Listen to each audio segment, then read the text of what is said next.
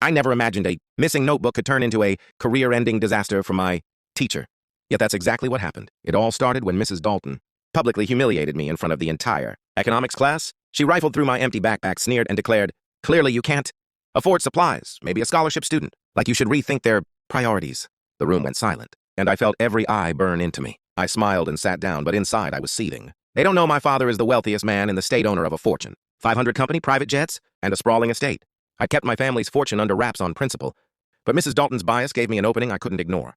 Gathering evidence, I spent the next week discreetly recording her in-class remarks. Every offhand barb about poor kids, every assumption that scholarship students were lazy or undeserving, I captured it all on my phone. I also collected anonymous testimonials from classmates, the girl she accused of cheating for a meal ticket, the boy she implied would end up digging ditches, and the senior she refused to recommend for college because he was unmotivated, building the case.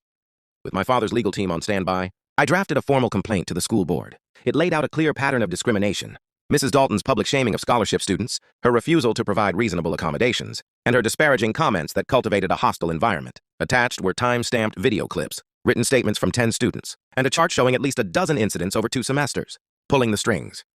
I delivered the complaint personally, revealing my identity only at the end. The superintendent's eyes widened when he read my name, and even more when he realized whose son of privilege was leading the charge.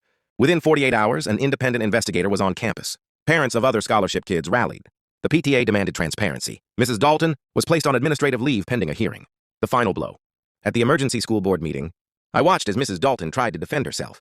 Faced with undeniable video evidence and mounting testimony, her arguments crumbled. The board voted unanimously to terminate her contract for creating a discriminatory and hostile classroom environment. As the gavel fell, I realized I'd turned her own prejudice into the very grounds for her dismissal.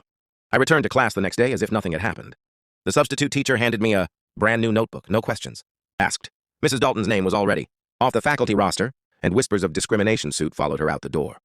Sometimes, the sharpest revenge isn't a flashy payback, but the quiet dismantling of a hypocrite's career. Mrs. Dalton thought she was exposing a poor kid. Instead, she exposed herself. Subscribe to the channel for more.